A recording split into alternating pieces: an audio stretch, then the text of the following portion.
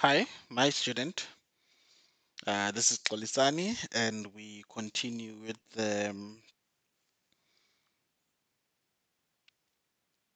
mathematics for grade 6, whereby our aim was to cover addition, subtraction, multiplication, and division.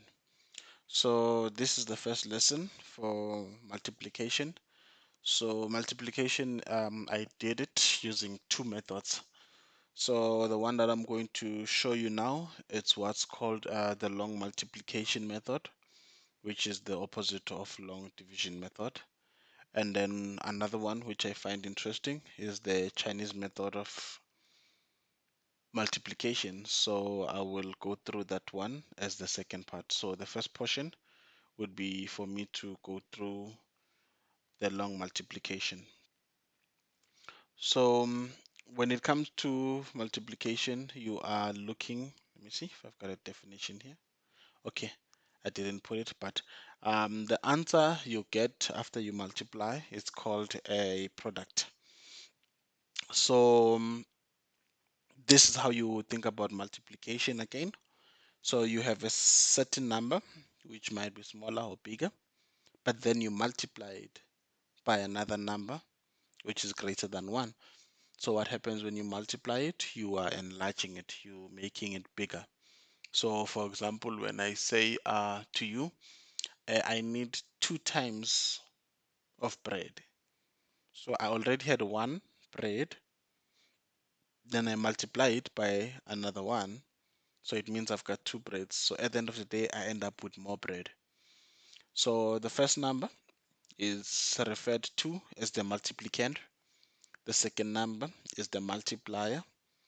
And then the answer you get is a product. So in an example, again, would be a multiplicand would be 1 rand.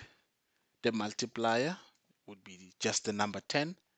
And then the product would be 10 rand, which means if you take 1 rand, multiply it 10 times, you have 10 rands. Hope that makes sense. Now we go with the same thing, and then we think about what numbers you're looking at.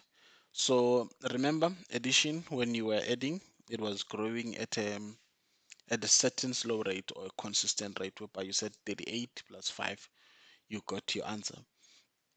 But now in this case, we are saying 38 multiplied by 15, it's equals to 570. So already you can see that the numbers are growing quicker in this particular case.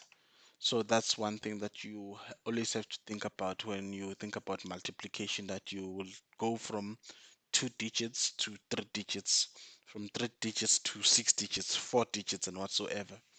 So that's basically how I want you to think about multiplication, because it's the quicker or another version of addition. So you expect things to grow. So that's something else you can use to check your answer. If you are saying 38 multiplied by 15, you end up with something like a 5 or a 4, then you know that you're doing something incorrect.